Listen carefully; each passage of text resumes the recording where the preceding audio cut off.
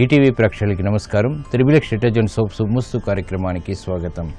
ఈనాడు శుభమస్తు కార్యక్రమంలోని గ్రహఫల మంచంలో గ్రహాల యొక్క స్థితిగతులు, వాటి యొక్క శుభాశుభ ఫలితాల గురించి పరిశీలిద్దాం. అలాగే రోజు 12 రాశుల వారికి ఏ సంఖ్యలు కలిసి వస్తాయి, రంగుల యొక్క ప్రాధాన్యత, ఏ దేవతల్ని పూజించాలి. ఈరోజు శుక్రవారం, శుక్రుడి యొక్క పరిపాలన పూర్తిగా ఉంటుంది. శుక్రుడు స్త్రీ గ్రహం. ఈరోజు శ్రీ లలితా త్రిపుర సుందరి దేవి యొక్క ఆరాధన స్మరణ శుభ ఫలితాన్ని కలిగిస్తుంది. మరి 12 రాశుల వారు శ్రీ లలితాదేవిని ఎటువంటి ప్రక్రియలతో పూజించాలి అనేటువంటి అంశాలతో పాటు ముఖ్యంగా 12 రాశుల వారు ఈరోజు చేపట్టవలసినటువంటి కార్యక్రమాలు ఏమిటో కూడా పరిశీలిద్దాం. ముందుగా నేటి పంచాంగ వివరాలు. శ్రీ దుర్ముఖి నామ సంవత్సరం జ్యేష్ఠ మాసం, ఉత్తరాయణం, గ్రీష్మ ఋతువు. ఈరోజు జ్యేష్ఠ బహుళ చవితి, సంకష్టహర చతుర్థి. ఈరోజు చేసేటువంటి విఘ్నేశ్వరుడి యొక్క ఆరాధన విఘ్నాన్ని పోగొడుతుంది, కార్యసిద్ధిని కలిగిస్తుంది. వారం భృగువారం లేదా శుక్రవారం. ఈరోజు శుక్రుడు యొక్క పరిపాలన పూర్తిగా ఉంటుంది. శుక్రుడు స్త్రీ గ్రహం. ఐశ్వర్య ప్రాప్తికి శుక్రగ్రహం యొక్క అనుగ్రహం తప్పనిసరి.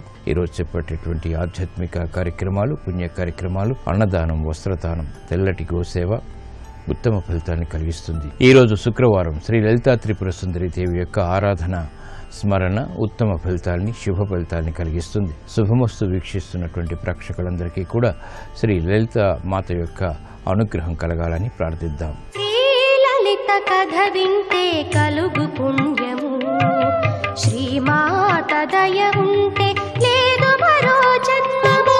శ్రీ లలిత కథ వింటే కలుగు పుణ్యము, శ్రీమాత దయ ఉంటే లేదు మరో జన్మము. శ్రీ లలిత కథ వింటే కలుగు పుణ్యము.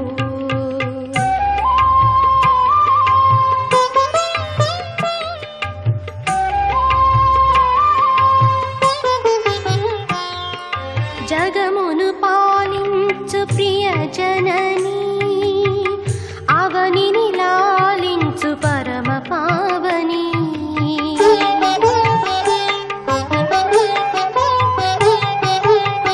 జగమును పాలించు ప్రియ జననీ, అవనిని లాలించు పరమ పావని. ఎన్ని జన్మలెత్తినా కర్మ తీరదు,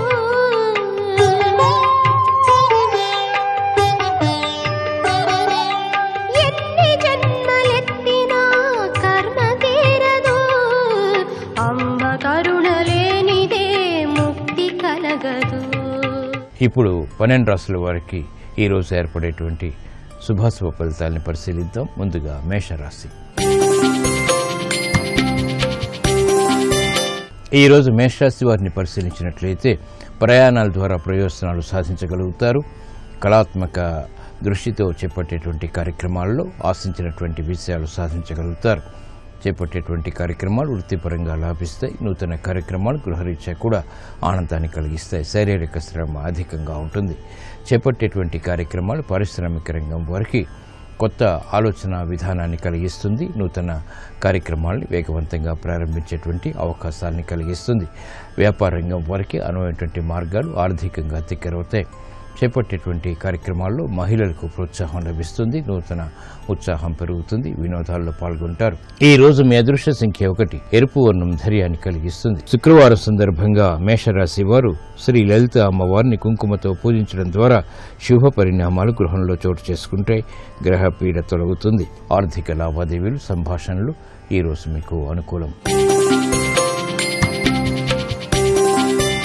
ఈ రోజు వృషభ రాశి వారిని పరిశీలించినట్లయితే ఆర్థిక విషయాల్లో మెరుగైనటువంటి మార్పులు చోటు చేసుకుంటాయి. ఆనందాన్ని కలిగిస్తాయి. ప్రయాణాల ద్వారా కూడా ఆనందకర పరిస్థితుల్ని పొందగలుగుతారు. సులభ రీతిలో చేపట్టేటువంటి కార్యక్రమాల్లో ప్రోత్సాహాన్ని పెంపొందింప చేసుకోగలుగుతారు.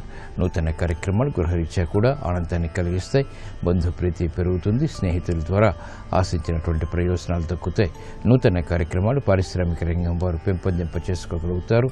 సంబంధ బాంధవ్యాలు మెరుగవుతాయి.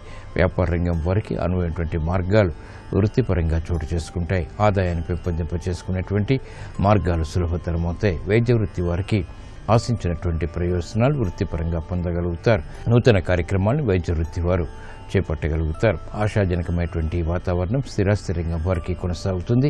ఈ రోజు మీ అదృష్ట సంఖ్య 3. పసుపు వర్ణం త్వరితగతిని శుభాలను కలిగిస్తుంది. శుక్రవారం సందర్భంగా వృషభ రాశి వారు శ్రీ లలిత అమ్మవారిని శ్రీగంధంతో పూజించడం ద్వారా సంబంధ బాంధవ్యాలు మెరుగవుతాయి. ఆర్థిక పరిస్థితి మెరుగవుతుంది.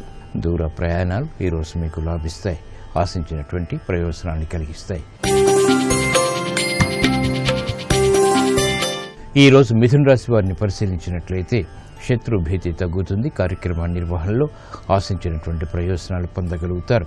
పట్టుదలతో కూడినటువంటి కార్యక్రమ నిర్వహణ తద్వారా విజయాలు చేతికి అందుతాయి.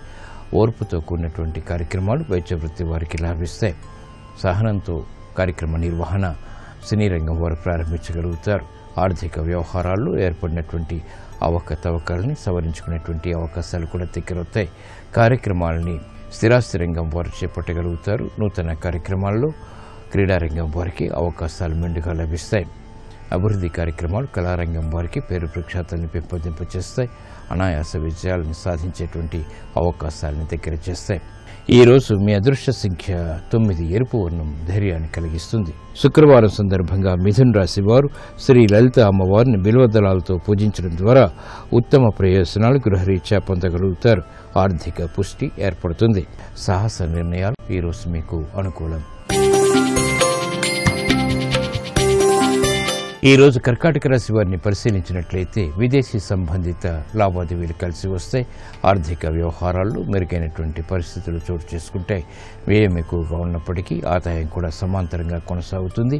ఆశించినటువంటి ప్రయోజనాలు వ్యవసాయ రంగం వారికి ఆనందాన్ని కలిగిస్తాయి. వృత్తిలో అభివృద్ధికి చేపట్టేటువంటి కార్యక్రమాల్లో మహిళలకు ప్రోత్సాహం లభిస్తుంది. నూతన కార్యక్రమాలు పారిశ్రామిక రంగం వారు ప్రారంభించగలుగుతారు. అభివృద్ధి కార్యక్రమాలు వ్యాపార రంగం వారికి కలిసి వస్తాయి. నూతన ఉత్సాహం సినీ రంగం వారికి ఏర్పడుతుంది. వ్యవహారాల్లో ఏర్పడినటువంటి ప్రతికూలత స్థిరాస్తి రంగం వారికి తగ్గుతుంది. ఆదాయాన్ని పెంపొందింప చేసుకునేటువంటి అవకాశాలు దగ్గరవుతాయి. ఈ రోజు మీ అదృష్ట సంఖ్య 5. ఆకుపచ్చ వర్ణం రక్షణకి దోహదపడుతుంది. శుక్రవారం సందర్భంగా కర్కాటక రాశి వారు శ్రీ లలిత అమ్మవారిని మందారాలతో పూజించి క్షీరాన్నాన్ని నివేదన చేయడం ద్వారా అష్టమకేతు ద్వారా ఏర్పడేటువంటి ఆకస్మిక ప్రతికూల పరిస్థితులు కనుమరుగవుతాయి. ఆర్థిక లావాదేవీలు, సంభాషణలు, ప్రక్రియలు ఈ రోజు మీకు లాభదాయకం. ఈ రోజు సింహరాశి వారిని పరిశీలించినట్లయితే స్త్రీలు శుభవార్తలు వింటారు. ఆర్థిక వ్యవహారాల్లో మెరుగైనటువంటి మార్పులు చోటు చేసుకుంటాయి. ఆర్థిక సంబంధిత విభేదాలు ఉన్నప్పటికీ చేపట్టేటువంటి కార్యక్రమాల్లో ఆలస్యంగానైనా విజయాలు సాధించగలుగుతారు. శత్రు భీతి తగ్గుతుంది. కోర్టు సంబంధిత వ్యవహారాల్లో కూడా మెరుగైనటువంటి మార్పులు ఆనందాన్ని కలిగిస్తాయి. వృత్తిలో అభివృద్ధికి చేపట్టేటువంటి కార్యక్రమాల్లో ఆగిపోయినటువంటి పనులు తిరిగి ఊపందుకుంటాయి. రాజకీయ లబ్ధికే చేపట్టేటువంటి కార్యక్రమాలు రాజకీయ రంగం వారికి కలిసి వస్తాయి. లాభదాయకమైనటువంటి ప్రయోజనకరమైనటువంటి కార్యక్రమాన్ని నిర్వహించగలుగుతారు. అభివృద్ధి కార్యక్రమాలు మహిళలకు ప్రోత్సాహాన్ని పెంచుతాయి. ఆత్మవిశ్వాసం పెరుగుతుంది. కార్యదీక్షతో కూడినటువంటి కార్యక్రమాలు వైద్య వృత్తి వారు చేపట్టగలుగుతారు. అభివృద్ధి కార్యక్రమాలు స్థిరాస్తి రంగం వారికి లాభిస్తాయి. ఆదాయాన్ని పెంపొందింప చేసుకునేటువంటి అవకాశాలని కల్పిస్తాయి. నూతన కార్యక్రమాలు ఉద్యోగస్తులు చేపట్టగలుగుతారు. ఈ రోజు మీ అదృష్ట సంఖ్య 2. తెలుపు వర్ణం ప్రశాంతతను పెంచుతుంది. శుక్రవారం సందర్భంగా సింహరాశి వారు శ్రీ లలిత అమ్మవారిని తెల్లటి పుష్పాలతో పూజించడం ద్వారా మానసిక ప్రశాంతత పెరుగుతుంది. ఒత్తిళ్లు దూరమవుతాయి. నూతన వ్యాపార ఒప్పందాలు ఈరోజు మీకు అనుకూలం. ఈ రోజు కన్యారాశి వారిని పరిశీలించినట్లయితే విదేశీ సంబంధిత వ్యవహారాల్లో ఏర్పడిన ప్రతిష్టంభన తొలగుతుంది. కార్యక్రమ నిర్వహణలో కార్యసిద్ధికే చేపట్టేటువంటి ప్రయత్నాలు ఫలిస్తాయి. విద్యా సంబంధిత వ్యవహారాల్లో కూడా విజయాలు సాధించగలుగుతారు. అభివృద్ధి కార్యక్రమాలు క్రమక్రమంగా అన్ని రంగాల వారికి కూడా ఆనందాన్ని కలిగిస్తాయి.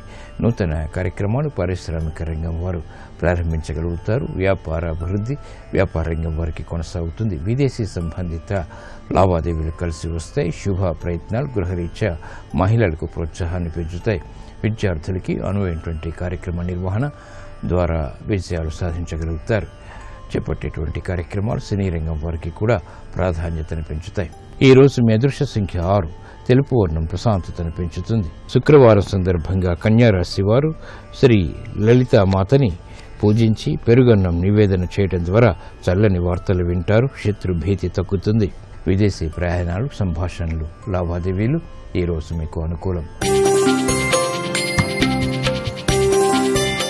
ఈరోజు తులారాశి వారిని పరిశీలించినట్లయితే స్థిరాస్తి విషయాల్లో ఆశించినటువంటి ప్రయోజనాలు దక్కుతాయి. వాహన సౌఖ్యం కొనసాగుతుంది. మాతృ సంబంధిత కార్యక్రమాల్లో కార్యసిద్ధి ఏర్పడుతుంది. సాహసోపేతమైనటువంటి నిర్ణయాల ద్వారా కూడా విజయాలు సాధించగలుగుతారు.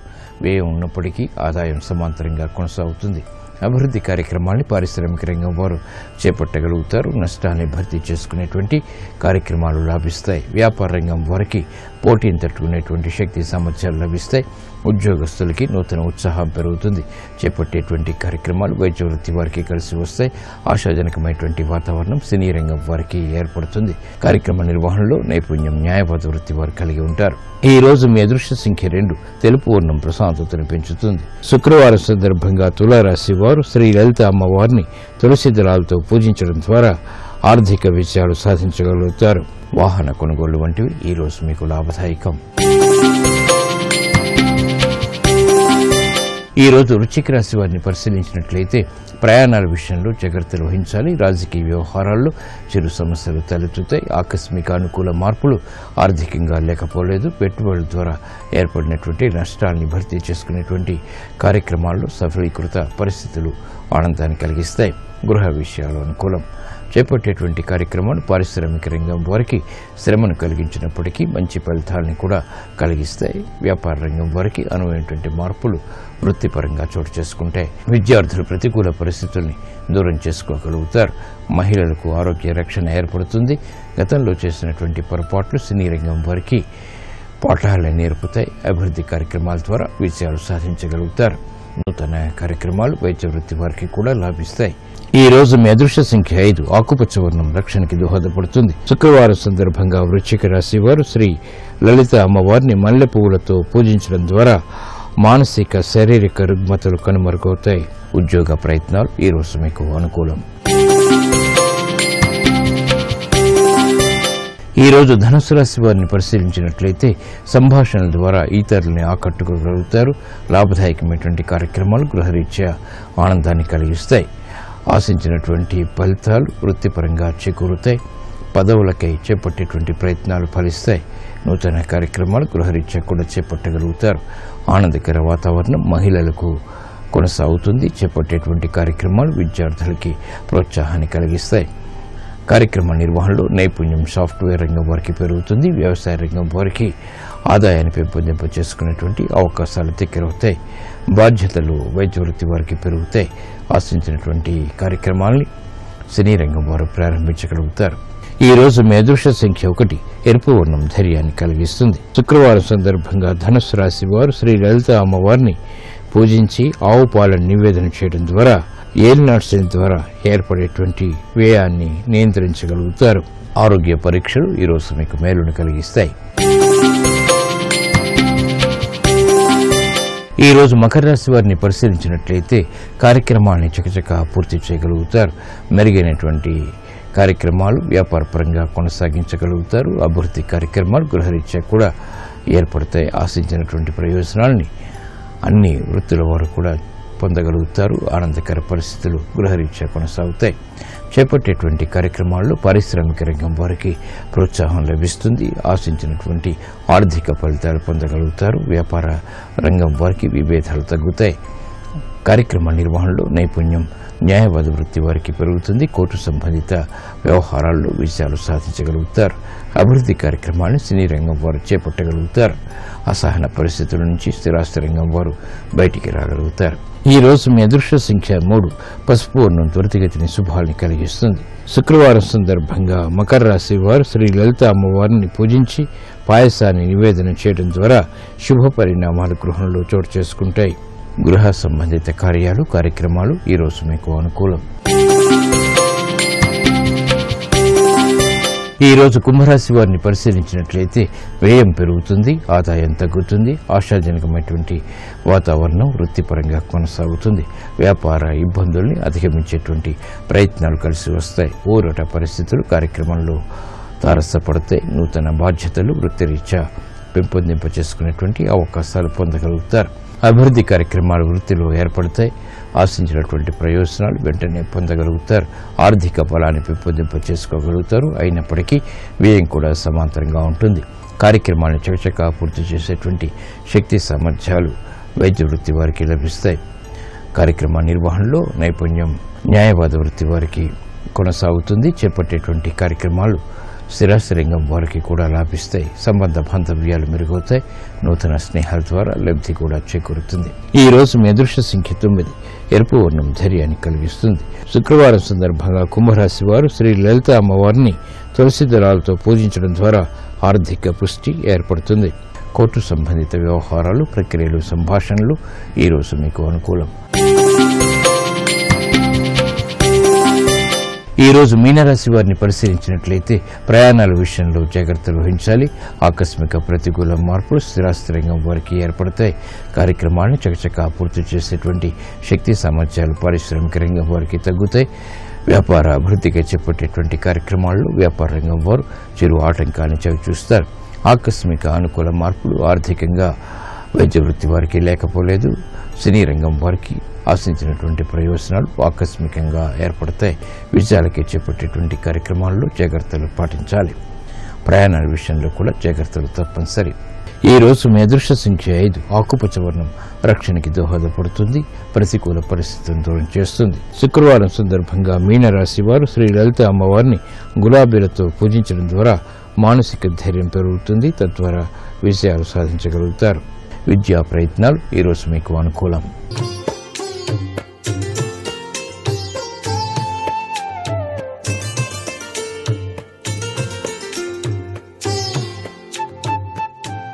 XXX డిటర్జెంట్ సోప్ శుభమస్తు కార్యక్రమంలో గృహబలం అంశానికి స్వాగతం. దృశ్యవాస్తు, అదృశ్యవాస్తు. దృశ్యవాస్తు అంటే మన కంటికి కనిపిస్తూ మనం ఎక్కడెక్కడ ఏ విధంగా వాస్తుశాస్త్రరీత్యా చాలా చక్కగా అమర్చుకొని సుఖప్రదమైన జీవితాన్ని పొందాలి అనేది. అదృశ్యవాస్తు అంటే కంటికి కనిపించని ఆ యొక్క ప్రభావరీత్యా లోపాలు గనక ఉన్నట్లయితే ఎలా గ్రహించాలి, వాటి నుంచి మనం బయలుపడి వాస్తుశాస్త్రరీత్యా తెలుసుకొని దాన్ని సవరించుకొని అదృష్టకరమైనటువంటి జీవన విధానాన్ని సాగించాలి అనేది అదృశ్య వాస్తు అంటాం. అదృశ్య వాస్తురీత్యా భూమిలో అంతర్గతంగా ఉండేటువంటి బొగ్గులు, ఎముకలు, పెంకులు, ఇటుక ముక్కలు, వెంట్రుకలు, కుండ పెంకులు వంటివి ఉంటే భూ అంతర్భాగము నుండి గృహంలోనికి నెగిటివ్ ఫోర్స్ అనేటువంటిది ప్రవేశించడం వలన వాస్తు ఎంత బాగున్నప్పటికీ కూడా ఆ ఇంట్లో నివసించేటువంటి వారికి అనారోగ్య బాధలుంటాయి. ఆర్థిక ఇబ్బందులు తట్టుకోలేక గృహాన్ని సైతం కూడాను విక్రయిద్దాం అనేటువంటి భావనా పరంపర కలుగుతుంది. ఇలాంటి పరిస్థితుల్లో దానికి సంబంధించి ఎటువంటి ప్రభావాలు జరగకుండా ఉండటానికి భూ అంతర్భాగంలో ఉండేటువంటి దోషం తొలగించటానికి మనం దైవీతత్వంతో కూడినటువంటి విధి విధానాన్ని ఆచరించినట్లయితే సత్ఫలితం పొందవచ్చు. గోడలు బీటలు వాడతాయి. ఒక్కోసారి గోడలు కట్టినప్పుడు ఆ బీటలు వాడటం కూడాను ఆ ఇంటికి వాస్తు దోషం కింద లెక్కే.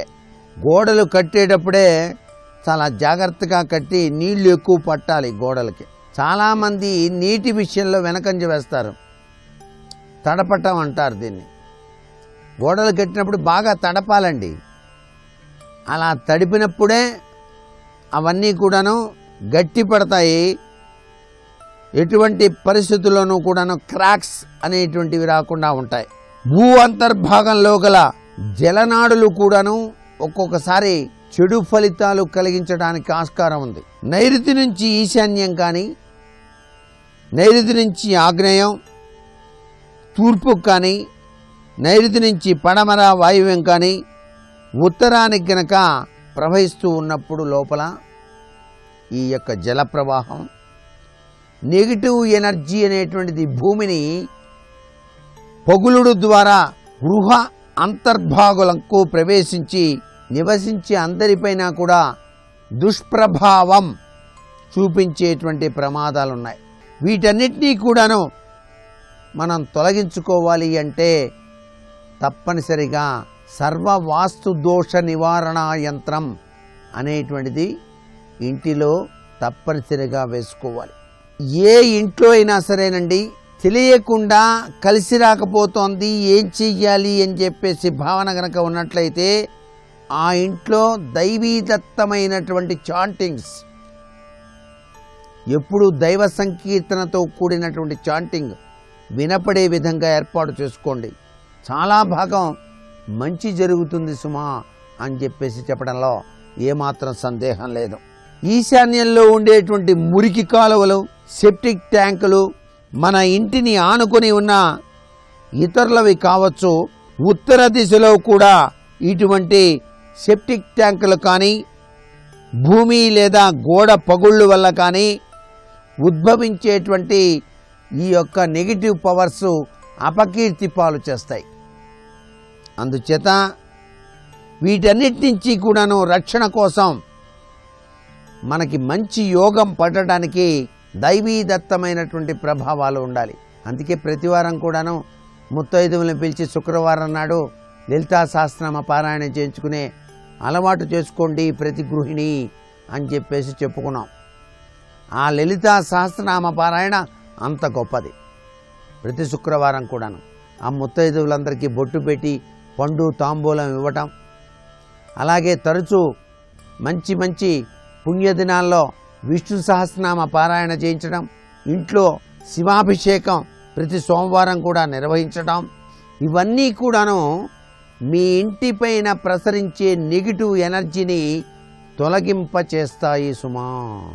వాయువ్య దిశలో సెప్టిక్ ట్యాంక్ కానీ గోడలు, భూమి పగుళ్ళు ఉన్నప్పుడు అక్కడి నుంచి వెలువడేటువంటి ఒక విధమైనటువంటి నెగిటివ్ ఎనర్జీ యజమానికి రుణగ్రస్తతనిస్తాయి. అందుకనే ప్రతి గృహ ప్రాంగణంలో కూడాను ఆ వాయువ్యంలో కానివ్వండి, నైరుతిలో కానివ్వండి, ఆగ్నేయంలో కానివ్వండి మారేడు చెట్టు, ఉసిరిక చెట్టు ఉండాలన్నారు. మారేడు చెట్టు ఎంత గొప్పది! ఆ యొక్క నెగిటివ్ ఎనర్జీని తొలగింపచేసే శక్తి ఉంది. ప్రతి ఇంటిలో తులసి మొక్కలు ఉండాలి అన్నారు. నెగిటివ్ ఎనర్జీని తొలగింపచేసే శక్తి తులసి చెట్టుకున్నది. వృక్షాల వల్ల అంత గొప్ప విశేషం జరుగుతుంది. మొక్కల పెంపకం వల్ల కూడాను దైవీదత్తమైనటువంటి చెట్లు నాటండి. దానివల్ల కూడాను మీ ఇంట్లోకి ప్రవేశించే నెగిటివ్ ఎనర్జీ రాకుండా దైవీదత్తమైనటువంటి శక్తి పుంజాలు ప్రసరించడం వలన అభివృద్ధి పదంలోకి పయనించడానికి ఆస్కారం అత్యధికంగా ఉంటుంది సుమా. అలాగే ఆగ్నేయ దిశలో గోతులు, నూతులు, సెప్టిక్ ట్యాంకులు ఉన్నట్లయితే అక్కడ ఉన్న గోడలు కానివ్వండి, అక్కడ ఉన్న ప్రదేశం కానీ పగిలిచ్చి అక్కడ కూడాను విపరీతంగా నెగిటివ్ ఎనర్జీ వస్తూ ఉంటుంది. దీనివల్ల ఏం జరుగుతుంది? స్త్రీలకు అనారోగ్యం చేస్తుంది. ఆగ్నేయంలో ఆ విధంగా గోడలు కనుక పగుళ్ళు ఇచ్చినట్లయితే ఏదో విధంగా స్త్రీ సంబంధమైన రుగ్మతలు గురి కావలసిన పరిస్థితులు ఏర్పడతాయి. ఇంటికి దక్షిణ దిశలో గనక ఈ యొక్క భూమి పగిలివాచన లేక ఏదైనా అక్కడ పగిలిపోయినట్టుగా ఉన్న విపరీతమైనటువంటి నెగిటివ్ ఎనర్జీ ఇంట్లోకి ప్రవేశిస్తుంది. ఎప్పుడైనా సరే గోడలు పగిలినట్టుగా మీ కళ్ళకు కనిపిస్తే వెంటనే సిమెంట్తో దాన్ని శుభ్రంగా పూడ్చివేయండి, చక్కగా పెయింట్ వేసేయండి. అప్పుడు మీ గృహంలోకి ఎటువంటి విపత్కర పరిస్థితులు కూడాను పొడసోపోవు సుమా. ఇంటికి ఏ దిక్కులైనా సరే దేవాలయం కానీ, దేవాలయం యొక్క గోపురం యొక్క ధ్వజస్తంభపు నీడ కానీ మీ ఇంట్లో కనుక పడ్డట్టయితే, ఇంటిపైన పడ్డట్టయితే అది కూడా వాస్తుశాస్త్రరీత్యా దోషమే సుమా. మరికొన్ని ముఖ్య విషయాలు రేపటి శుభమస్తు కార్యక్రమంలో తెలుసుకుందామా? మరి సర్వే జనా సుఖినో భవంతు.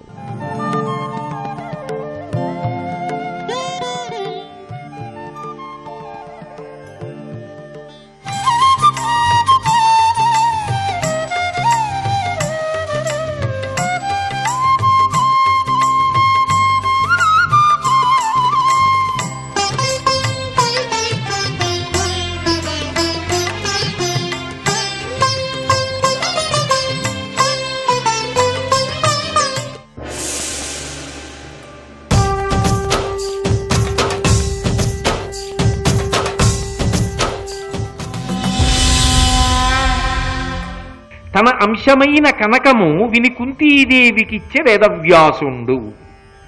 కుంతీదేవికి ఆ భాగం అంతా ఇచ్చాడు. ఇచ్చి అమ్మా ఈ బంగారం తీసుకో అన్నాడు. ఇప్పుడు ఆవిడేం చేసింది? అది భారతం అంటే.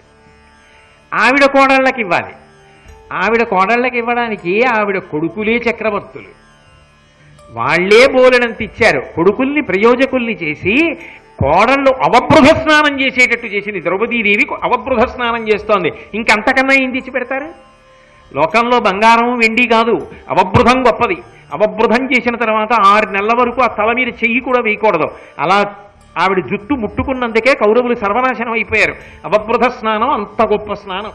మంత్రపురస్సరమైన కలశ నీళ్లని తీసుకొచ్చి బ్రహ్మస్థానంలో ఉన్న వ్యక్తి తల మీద పోసి స్నానం చేయిస్తారు. అవబృధ స్నానాలు ఎన్ని చేశాడు అంటే అంత తేజోమూర్తి, స్వర్గారోహణం చేస్తాడు. అంత గొప్పది అవబృధ స్నానం. అవబృధ స్నానం చేసింది కోడలు. అవబృధ స్నానం చెయ్యడానికి యోగ్యతని సిద్ధింపచేయగలిగిన కొడుకుని భర్తగా ఇచ్చింది. ఇంకేం చేయాలి? ఈ బంగారం ఇవ్వాలా? కొడుకుల్ని ఎంత వృద్ధిలోకి తీసుకురావాలో అంత తీసుకొచ్చింది. ఆవిడేం చేసింది? మామగారు ఇచ్చిన డబ్బు. మా మామయ్య గారు అందులో ఏ సామాన్యుడైన మామగారా? వేదవ్యాసుడు. మామగారు ఇచ్చిన డబ్బండి, అందుకని దాచుకుంటాను, ఇది గుర్తుగానని చెప్పి పట్టుకెళ్ళి ఇచ్చేస్తే కుంతీదేవి ఎందుకు అవుతుంది? ధర్మకార్యములకు వెచ్చించేసి. అందుకని మామగారి కోడలది. ఆమె అనగా అది ఎంతయో ఆ వినుత చరిత ధర్మకృతుల వినియోగించెన్. ధర్మకార్యముల యందు కుంతీదేవి ఖర్చు పెట్టేసింది. అంటే అసలు అందులో దాచుకుందామన్న కోరికున్నవాడు ఎవడైనా ఉన్నాడా? కాబట్టి వాళ్ళకి దక్కిందంత బంగారం. అంటే నిజానికి లక్ష్మీ కటాక్షం ఎవరి దగ్గర ఉంటుంది అంటే ప్రవహించేయడానికి అవకాశం ఎక్కడిస్తారో అక్కడ ఉంటుంది, నిలవుండిపోవడానికి అవకాశం ఎక్కడ కల్పిస్తారో అక్కడ దారులు ఆవిడే వెతుక్కుంటుంది. ఆ దారులు ఆవిడ వెతుక్కుందనుకోండి యజమానికి చాలా ప్రమాదకరంగా బయటకెడుతుంది. కాబట్టి ఏమి భారతం అండి, అడుగడుగునా ధర్మమే. అంత గొప్ప అశ్వమేధయాగం చేసి అవబృధ స్నానం చేశాడు. తర్వాత కురుక్షేత్ర సంగ్రామమునందు కౌరవులందరూ వెళ్ళిపోయారు కదా, మిగిలిపోయిన వారు ఎవరు మిగిలిపోయాడు? ఒక్క ధృతరాష్ట్ర మహారాజు మిగిలిపోయాడు. కానీ ధర్మరాజు గారి గొప్పతనం ఎక్కడుందంటే, ధర్మరాజు నీ యందు అరమర స్వభావము కలిగిన వాడు కాడు. ఆయన తండ్రిని ఎలా చూస్తాడో అంతకన్నా గొప్పగా నిన్ను చూస్తాడు. కాబట్టి ఆ 5గురిలో 1000 మంది కొడుకుల ప్రేమను నువ్వు అనుభవించచ్చు అని చెప్పాడు. ధృతరాష్ట్రుడు ధర్మరాజు దగ్గర ఉన్నాడు. ధర్మరాజు ఎంత గౌరవించాడంటే ధృతరాష్ట్రుణ్ణి ఎన్నడూ ఇంతకు ముందు తనకి కలిగినటువంటి కష్టములను కానీ, దానిలో ధృతరాష్ట్రుని యొక్క బాధ్యతను కానీ, దుర్యోధనాదుల యొక్క ఆగడములను కానీ ఒక్కనాడు స్మరించలేదు. సరికదా, తనని కలవడానికి ఏ మహారాజు వచ్చినా ముందు ధృతరాష్ట్రుణ్ణి కలిసి తనని కలవాలి అంటే రాజగౌరవం ధృతరాష్ట్రుడికి ఇచ్చాడు. ధృతరాష్ట్రుడు ఏ ధర్మకార్యాలు చెయ్యాలన్నా, దానాలు చెయ్యాలన్నా ధర్మరాజుకి చెప్పక్కర్లేదు. కోశాగారం నుంచి ఎంత ధనమైనా తీసి ఖర్చు పెట్టవచ్చు. ప్రతిరోజు కూడా పాండవులు 5గురు, ద్రౌపదీదేవి, మిగిలినటువంటి పాండవుల భార్యలు ఉలూపి, చిత్రాంగద, సుభద్ర, ఇలాంటి వాళ్ళందరూ కూడా వెళ్ళి ధృతరాష్ట్ర మహారాజుకి, గాంధారీదేవికి నమస్కారం చేసి రావాలి.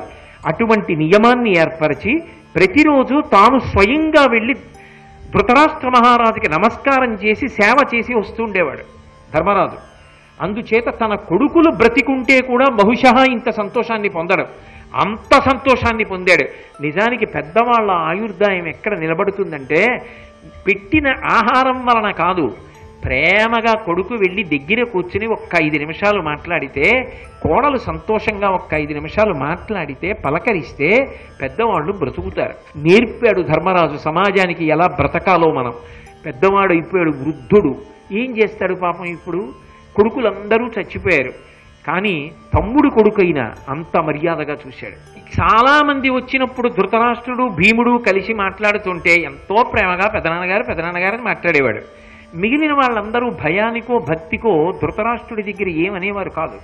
ధర్మరాజుకి తెలిస్తే ఇబ్బంది అని చెప్పి ఎన్నడూ కూడా ధృతరాష్ట్రుడికి వ్యతిరేకంగా మాట్లాడేవారు కాదు. కానీ ఒక్క భీముడు మాత్రం అప్పుడప్పుడు ఏం చేసేవాడంటే ఒక్క ధృతరాష్ట్రుడు గాంధారే అక్కడ కూర్చున్నారు, ఎవరూ లేరు దగ్గరలో, ఈ మాటలు విని ధర్మరాజుకి చెప్పేవాళ్ళు ఎవరూ లేరు అనుకుంటే అక్కడికి వచ్చి నిలబడి కావాలని కొన్ని మాటలు అనేవాడు. గుడ్డిరాజుకి 9 కొడుకులు, 9 కొడుకులు కూడా ఈ భుజాదండము చేత సంహరింపబడ్డారు. ఎంత గొప్పది ఈ భుజాదండం, దీనికి గంధం రాసి పూలదండలు కడితే నేనే నమస్కరిస్తాననేవాడు. దీనిని దేవతలు ఆవహించి కదా ఇంతమందిని మట్టు పెట్టారు, గుడ్డిరాజు ఇంకా బతికున్నాడు కొడుకుల్ని తలుచుకుంటూ మేము పెట్టిన అన్నం తిని అనేవాడు. వింటూ ఉండేవాడు ధృతరాష్ట్రుడు, గాంధారి వింటుండేది, చాలా బాధపడేవాళ్ళు. కానీ ధర్మరాజుతో చెప్పేవారు కాదు. ఎందుకని అంటే ధర్మరాజు యొక్క ప్రేమ అటువంటిది. ఆయన వింటే బాధపడతాడు, అన్నదమ్ముల మధ్య కలతలు వస్తాయని ఎన్నడూ కూడా ధర్మరాజుకి చెప్పలా. అంటే ఈ సంఘటన ద్వారా మీకేమర్థం అవుతోంది? ధృతరాష్ట్రుడిలో చాలా పెద్ద మార్పు వచ్చింది. ఇప్పుడు ధర్మరాజు గారి యందు మిగిలిన సోదరుల యందు చాలా విశేషమైనటువంటి ప్రేమని పొందాడు. ఒక రోజున ధర్మరాజుని పిలువనంపాడు, రమ్మని కబురు చేసి ధర్మరాజుతో ఒక మాట చెప్పాడు. సుతులు సమరమున తిరుగొక మృతులై సద్గతికి చరిన మేలిమి అస్మన్మతి తలచి వరక్షత్ర చరితమని అప్పనికి వగవన్ ప్రీతియ కలుగు. నాకు ధర్మరాజా నీకు తెలుసుగా 9 కుమారులు, 9 కుమారులు కూడా యుద్ధమునందు చచ్చిపోయారు. క్షత్రియుడు చచ్చిపోతే యుద్ధంలో చచ్చిపోవాలి, లేకపోతే తపస్సులో చచ్చిపోవాలి. యుద్ధంలో చచ్చిపోయారుగా, వీరస్వర్గానికి వెళ్ళి ఉంటారు. కాబట్టి నాకు ఆ 9 ఏమైపోయారు అన్న విషయంలో బెంగ లేదు.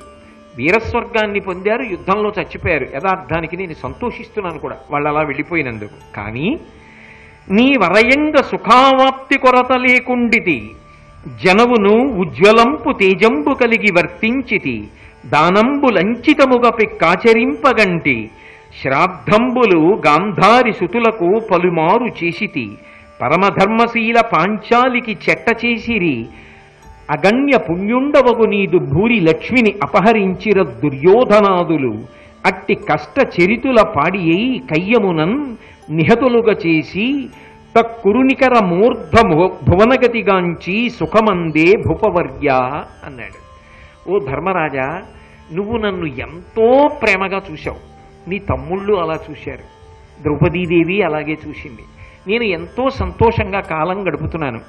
నిజంగా నువ్వు నాకు ఇంత స్వేచ్ఛ ఇచ్చావు కాబట్టి ఎన్నో దాన ధర్మములు చేశాను. దాన ధర్మములు అని 2 మాటలు వాడతారు.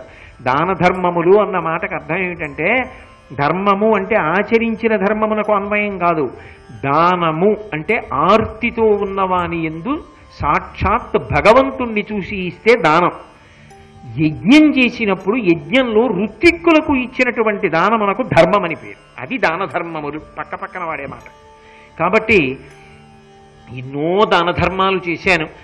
పిల్లలకి, నా వంశంలో వెళ్ళిపోయిన వాళ్ళకి ఎన్నో మాటలు శ్రాద్ధ కర్మలు చేశాను. ఆ పిచ్చి తల్లి ద్రౌపదీదేవిని నా 9 కొడుకులు ఎన్ని ఇబ్బందులు పెట్టారు, నిన్ను ఎన్ని బాధలు పెట్టారు. కాబట్టి తప్పక కురుక్షేత్ర యుద్ధం జరిగింది, మడిసిపోయారు. నువ్వు చక్కగా సామ్రాజ్యం చేస్తున్నావు, ఎంతో సంతోషపడ్డాను. నాకు ఇవాళ ఏమి బెంగలేదు, మనసులో సంతోషంగా ఉన్నాను. కానీ ఏ కార్యమైనను ఎవ్వడే నీయు చేయ తొడకునప్పుడు వినుము, పొడమిరేనిచే అనుజ్ఞాతుడై కాని తొడంగ కాదు. అట్లు కావున వార్ధకాభిలీఢమైన మదీయ కాయమునకు సంస్కారమాచరింపంగ తపమాచరించు పనికి భూపాల, నీ అనుమతి వడయంగ వలసి చెప్పెద, రాజవంశజునకు సమరమరణముండే విమల తపమును జొచ్చి అందు నిలచి చచ్చుటుండెవలయు, అస్మదీయ కులముఖ్యులిట్టుల నడపిరి అనుపు నన్ను అడవి కనగా. ఓ ధర్మరాజా, ఎప్పుడైనా ఏదైనా రాజాంతఃపురంలో ఒక నిర్ణయం జరిగితే దానికి అనుమతి ఎవరి దగ్గర తీసుకోవాలి అంటే భూమిని పరిపాలించేటటువంటి రాజు దగ్గర తీసుకోవాలి. ఇప్పుడు నేను ఒక నిర్ణయానికి వచ్చాను, చాలా కాలం బ్రతికాను, అనుభవించవలసిన సుఖాలు అనుభవించాను, చూడవలసిన కష్టాలు చూశాను, పండు ముదుసలినైపోతున్నాను, వార్ధక్యం వచ్చేసింది, ఇక పట్టు తప్పిపోతోంది. క్షత్రియుడు చచ్చిపోతే యుద్ధభూమిలో చచ్చిపోవాలి, లేకపోతే తపస్సు చేస్తూ చచ్చిపోవాలి. ఇక అవసాన కాలం సంప్రాప్తిస్తోంది, అందుకని నాకు అనుమతి ఇయ్యి. రాజువి కదా, నువ్వు అనుమతిస్తే గాంధారిని తీసుకుని నేను అరణ్యములకు వెళ్ళిపోతాను. వెళ్ళిపోయి అరణ్యంలో తపస్సు చేసుకుని ఆ తపస్సులోనే శరీరాన్ని వదిలిపెట్టేస్తాను. నువ్వు రాజువు కనుక అలా వెళ్ళడానికి అనుమతి కోసం నిన్ను పిలువనంపాను. నన్ను అనుగ్రహించవలసింది. ఏను గాంధార్యును తపో మాననీయం మునుల చేరువ వల్కలములు ధరించి కందమూల ఫలముల నాకలి హరించి నిన్ను దీవించుచుండెదమన్న అతడు. వల్కలములు అంటే నారచీరలు కట్టుకుని అరణ్యానికి వెళ్ళిపోయి ఆ తపస్సులు ఉండేటటువంటి ప్రదేశంలో దొరికినటువంటి కందమూలములు తింటూ సంతృప్తిగా తపస్సు చేస్తూ అక్కడి నుంచే నిన్ను ఆశీర్వచనం చేస్తాను, కాబట్టి నాకు అనుమతినియ్యి అన్నాడు. అలా అనగానే అక్కడ ఉన్నటువంటి ధర్మరాజు గారు నేల మీద పడి తన యొక్క తల ధృతరాష్ట్ర మహారాజు యొక్క పాదములకు తాటించి 2 పాదములు పట్టుకుని నమస్కారం చేసి, గూఢబుద్ధివై నమ్మించి కురువరేణ్య ఏ నిరుంగకయుండంగా ఇట్లు శోక వనధి తేలుచునుంటివి ఈ వనటగంటి ఇంక రాజ్యంబు నాకెట్టు లించు చెప్పుమా. ఇంతకాలం కూడా నువ్వు గూఢమైనటువంటి రహస్యమైన బుద్ధితో ప్రవర్తించావు పెదనాన్న. నీకు మనసులో చాలా బాధ ఉందన్నమాట. నీ 9 కొడుకులు మడిసిపోయారు, నేను రాజునయ్యాను, రాజ్యం చేస్తున్నానని. నేను ఇది గమనించలేకపోయాను. నువ్వు సంతోషంగా ఉన్నావని నేను అనుకున్నాను. నీకు నీ 9 కొడుకులు పోయిన కారణం చేత నేను రాజునయ్యానన్న బాధ నీకు ఉంటే, నేను నిజం చెప్తున్నాను, తల్లియు తండ్రియున్ గురుడు దైవము నా కరయంగ నీవు భూవల్లభ నీవు కానన నివాసము కోరిచనంగా ఎట్టులేనుల్లము పట్టి హస్తిపురి నుండగ నేర్తు యుయుత్సు పెంపు శోభిల్లగ రాజుచేయు నిన్ను ప్రీతి ఎలర్పగ కొల్చివచ్చెదన్. ఒక పని చేయి పెదనాన్న, నాకు తల్లైన తండ్రైన గురువైన దైవమైన నాకు మహారాజైన నువ్వే, రాజ్యము నీది, నీకు నేను అనుమతి ఇవ్వడం ఏమిటి?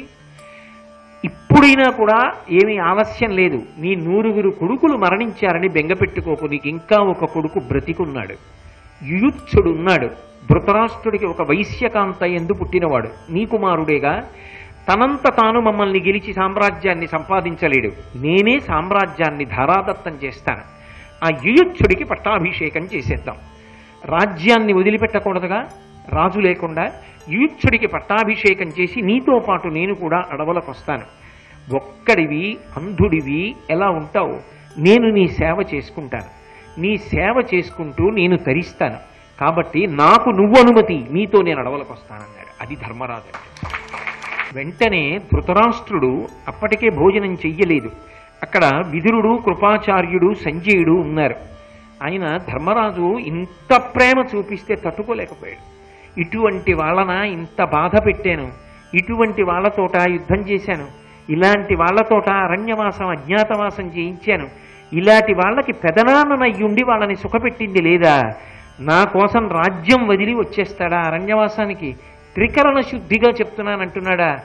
మనసులో కించిత్తు కూడా ఉంచుకోలేదా క్రోధం? అందుకు కదా ఆయన తమ్ముళ్ళు, మరదళ్ళు ద్రౌపదీదేవి తెల్లవారి లేస్తే వచ్చి నమస్కరిస్తున్నారు. ఇంత గొప్పగా నన్ను చూశాడే, అప్పటికి దగ్గర 15 సంవత్సరములు అయ్యాయి. ఇంతకాలం భోగం అనుభవించానే, ఇన్ని దాన ధర్మాలు చేశానే, ఇలా చేసేవాడు ఎక్కడ ఉంటాడు? ఈ ఆర్తి కలగగానే ఆయనకి దాహం వేసి నాకు తొందరగా నీళ్లు తెచ్చి ఇవ్వండి అని చెప్పి అక్కడ ఉన్నటువంటి విదురుణ్ణి, కృపాచార్యుణ్ణి, సంజయుణ్ణి పిలిచి, నాకు నాలుక తడబడిపోతోంది, నేను అన్నం తినలేదు, ధర్మరాజు అనుమతి ఇస్తే తప్ప, అరణ్యవాసానికి వెళ్ళిపోతే తప్ప నేను అన్నం తినను, నాకు నాలుక రావట్లేదు, నేను మాట్లాడలేకపోతున్నాను, మీరు ధర్మరాజుకి ఎలా అయినా నచ్చ చెప్పి నాకు అనుమతి ఇప్పించండి అని చెప్పి, కరిదశ సహస్ర బల విస్ఫురితుండగు విచిత్ర వీర్య పుత్రుడు ఒక తలోదరి నూతగొనియే విధి ఎవ్వరి హీనుల చెయ్యదకట వక్రుండయినన్. 10,000 ఏనుగుల బలం ధృతరాష్ట్రుడి. అటువంటి వాడు ఇవాళ శోకార్తితో లేచి నిలబడలేక భార్య గాంధారి భుజాన్ని చేతికి ఊతంగా పట్టుకుని లేవబోయి తడబడి కిందబడి స్పృహ తప్పాడు. వెంటనే ధర్మరాజు గారు నేల మీద కూర్చుని అక్కడ ఉన్నటువంటి నీళ్లు తెప్పించి బాధతో శోకిస్తూ తండ్రి యొక్క అంటే పెదతండ్రి యొక్క ముఖాన్నంతటినీ కూడా ఒంటిని తడి చేతితో తుడిచాడు. తర్వాత స్పృహను పొందాడు. పొందిన తరువాత పెదనాన్న పొందినటువంటి ఆ బాధకి ధర్మరాజు గారు కుమిలిపోయాడు. అప్పుడు మళ్ళీ వ్యాసుడు వచ్చాడు. ఎందుకని మళ్ళీ ధర్మ సంకటం వచ్చింది. పంపనంటాడు ధర్మరాజు, నువ్వు నాకు అనుమతి, నీ వెంటనే వస్తానంటాడు. ఇప్పుడు మళ్ళీ ఎవరిప్పుతారు దీన్ని? ఇన్నాళ్లకు మంచి బుద్ధి పుట్టింది ధృతరాష్ట్రుడికి. ఇంకా అంతఃపురంలోనే ఉంచితే ఎప్పుడు తెరిస్తాడు? అందుకని ఇప్పుడు మళ్ళీ వచ్చాడు ధర్మసూక్ష్మం చెప్పడానికి. వచ్చి అంబికేయుడు చెప్పినట్టుల చేయము, వృద్ధుడు ఆత్మజ విరహితుండునైన ఈతడు తపమాచరింపగొరకున్నే, గాంధారి శోకోపశమము తాలిమి నొదవి ఇందాక ప్రవర్తించే, ఇంక ఈ యమకును విధియ తలంపు, కావున నీకు ఈ కార్యంబు చెప్పంగ వచ్చితి, వీరి పోనిచ్చుటొప్పుననగా పూర్వరాజన్యులు చనినయట్టి సౌమ్య పదమున ఈరాజు చనుటమేలు, కాన ఈతని కాననగమనమునకు ఇమ్మనుజ్ఞయి విచారంబులెల్ల దక్కి. ఓ ధర్మరాజా, ధృతరాష్ట్ర మహారాజు చెప్పినటువంటి మాట 100కి 100 పాళ్ళు సత్యం. ఎందుచేత అంటే ఆయన వృద్ధుడైపోయాడు. ఇంకా అంతఃపురంలో ఉండి ఏం చేస్తాడు? 2, ఆత్మజ విరహితుండు, కడుపున పుట్టినటువంటి బిడ్డలందరూ వెళ్ళిపోయారు. ఎందుకు ఇంకా అంతఃపురంలో కూర్చుని ఈ భోగభాగ్యాలు? ఆయనకి తపమాచరించవద్దా? తపమాచరించాలి. పైగా గాంధారి శోకోపశమము తాలిమి నొదవి ఇందాక ప్రవర్తించే, గాంధారికి కూడా పుత్రశోకం ఉంటుందిగా. ఇన్నాళ్ల నుంచి ఆమె ఓర్పు పట్టి ఉన్నది. ఆమెకి కూడా మనశ్శాంతి కలగాలి అంటే తపస్సు చెయ్యాలిగా. కాబట్టి ఇంకా ఈ యమకును ఇదియ తలపు, కావున నీకు ఈ కార్యంబు చెప్పంగ వచ్చితి, వీరి పోనిచ్చుటొప్పుననగా. వాళ్ళని పంపించు అరణ్యవాసానికి. అరణ్యవాసానికంటే తపస్సు చేసుకోవడానికి వాళ్ళకి అనుమతి ఇచ్చేసేయి. ఇంకా వాళ్ళని అలా పట్టుకుని నిర్బంధించి వాళ్ళని ఎలాగైనా అంతఃపురంలో ఉంచుదామని ప్రయత్నించకు. పైగా ఇది ఆచారం. పూర్వరాజన్యులు చరిన ఎట్టి సౌమ్య పదమున ఈ రాజు చనుట మేలు. పూర్వరాజులందరూ వానప్రస్థానికి వెళ్ళి ఎలా తపస్సు చేశారో అలా ఈయన్ని కూడా తపస్సు చెయ్యిని. కాన ఈతని కాననగమనమునకు ఇమ్మనుజ్ఞ విచారంబులెల్ల తక్కి. విచారమంతా విడిచిపెట్టేసి ఆయనకి అనుమతి ఇచ్చేసి ఆయన బయలుదేరి తపస్సు చేసుకోవడానికి వెళ్ళిపోతాడు అని వ్యాసుడు వచ్చి ఆజ్ఞ ఇచ్చాడు ధర్మరాజుకి. అప్పుడు అనిన మహాత్ముడు అను రాణులకు రణమరణముండే, దృఢ సమాధి తనువు విడుచుటుండే, కాక వృద్ధులై రోగ కల్పమున చావు మేలే భరతముఖ్య. అనిన మహాత్ముడను వ్యాసుడు వచ్చి ఒక మాట చెప్పాడు. ధృతరాష్ట్రుడు ఇందాక నీతో చెప్పాడే, అది పరమ ధర్మం. ఆయన చెప్పిన దాంట్లో దోషం లేదు. క్షత్రియుడైనటువంటి వాడు మరణిస్తే రాజులకు రణమరణముండే, యుద్ధభూమిలో చచ్చిపోవాలి, లేదా దృఢ సమాధి తనువు విడుచుటుండే, దృఢ సమాధిలో తపస్సులో శరీరాన్ని వదిలిపెట్టేసేయాలి. విడిచిపెట్టడం ఎలాగో తప్పదు కాబట్టి తపస్సమాధిలో ధ్యానం చేస్తూ వెళ్ళిపోవాలి. కాక వృద్ధులై నువ్వు ఇలాగే ఉంచితే ఏమవుతుంది? కాలం ఆగదుగా. కాలం ఆగకపోతే ఇంకా ఇంకా వృద్ధాప్యం వచ్చేస్తుందిగా. ఆ వృద్ధాప్యంలో ఎప్పుడో అప్పుడు శరీరం పడిపోవలసిన సమయం వచ్చేస్తుందిగా. అప్పుడు అలా వచ్చేస్తే రోగతల్పమున చావు మేలే భరతముఖ్య. రోగం వచ్చి మంచాన పడిపోయి శరీరం వదిలిపెడితే అది ముఖ్యమా? ఇంకా వృద్ధుడు యుద్ధం ఎలాగో చెయ్యలేడు కాబట్టి తపస్సమాధిలో వెళ్ళని. ఆయన ఎలా వెళ్ళాలో కోరుకున్న నాడు నువ్వెందుకు అడ్డు పెడతావు? ధ్యానం చేసుకొని ప్రశాంతంగా వెళ్ళని. తన తల్లి సత్యవతికి ఒక న్యాయం, ఇవాళ ధర్మరాజుకి పెదనాన్నకు ఒక న్యాయమా? ఒకనాడు సత్యవతీదేవికి ఇదేగా చెప్పి అరణ్యవాసానికి పంపించాడు తపస్సు చేసుకోమని వ్యాసుడు. ఇప్పుడు కూడా అదే న్యాయం చెప్పాలిగా. అదే చెప్పి ధృతరాష్ట్ర మహారాజు తపస్సు చేసుకోవడానికి వెళ్ళిపోవడానికి అంగీకరించమని ధర్మరాజుకి చెప్పాడు. అనుటయు ప్రియమంది మహామునియం మహేశ్వరుతో పాండుడి నృపాలు గద్దియ నిడుకొని క్రతువులు సేయించి అవిరళ భోగానుభవము నడిపి ఈతని వారల ప్రీతి నీక్షించి తా శిష్యుండు పోలే సంసేవనంబు భక్తిమై నొనరించే పదపడి నీవును దిగ్విజయాదుల తేజమితని ఒందునట్లుగా చేసితి ఒకట. పిదప 13 వర్షముల్ ధరణియేలే నీవు శుశ్రూష ఇత్తరి నీతి నడిపితివి ఇతని మదిలేదు కలక ఒక్కింత ఏమి. ధర్మరాజా, నువ్వు అనవసరంగా బెక్కబెట్టుకుంటున్నావు. ఏదో ధృతరాష్ట్రుడి మనసులో ఏదో ఉందేమో, నేను కూడా వెళ్ళిపోతాను, మా పెదనాన్నకి సేవ చేస్తాను అని అనుకుంటున్నావు. కానీ ఒకటి చెప్పనా, అందరిలో నిజంగా బతికున్నంత కాలం చాలా సుఖపడిన వాడు ఎవరంటే నీ పెదనాన్నే. పుట్టుకతో జాత్యంధుడు, కళ్ళు లేవు. అయితేనే మీ నాన్న పాండురాజు ఉన్నాడే, ఇతనికి కావలసినటువంటి భోగములనన్నిటినీ సమకూర్చాడు. ఒక మహారాజుగా నిలిపి సేవిస్తే ఎలా సేవించాలో అలా సేవించాడు. ఇతను ఒక్కడిని కాదు, ఇతని పరివారాన్ని, ఇతని బంధువుల్ని అందరినీ కూడా అంత ప్రేమతో చూశాడు. ఎలా చూశాడో తెలుసా? ఒక తమ్ముళ్ళ చూడలేదు, ఒక గురువుని శిష్యుడు ఎలా చూస్తాడో అలా చూశాడు. అంత ప్రేమతో చూశాడు. ఆ తరువాత మిమ్మల్ని అరణ్యవాసానికి పంపాడు. పెంపాక అరణ్యవాసం అజ్ఞాతవాసం 13 సంవత్సరాల సమయంలో ఇతని కొడుకు యువరాజుగా ఉన్నాడు. కాబట్టి ఇతనే రాజుగా ఉన్నాడు. ఉండి మళ్ళీ రాజభోగాలు అనుభవించాడు. ఆ తర్వాత కురుక్షేత్ర సంగ్రామం జరిగింది. కొడుకులు పోయి దిక్కులేనివాడు కాలేదు. తమ్ముడు కొడుకు అయిన నువ్వు మళ్ళీ తమ్ముళ్ళ ఆదరించి తీసుకొచ్చి ఇన్ని భోగాలు ఉండేటట్టుగా చూశావు. దానాలు చేశాడు, ధర్మాలు చేశాడు, రాజ్య పరిపాలన చేశాడు. ఇప్పటికీ నువ్వు దిగ్విజయ యాత్ర చేసి వస్తే సామంతులందరూ వచ్చి మొదటి నమస్కారం చేస్తున్నారు. ఎంత భాగ్యం అనుభవించాడు.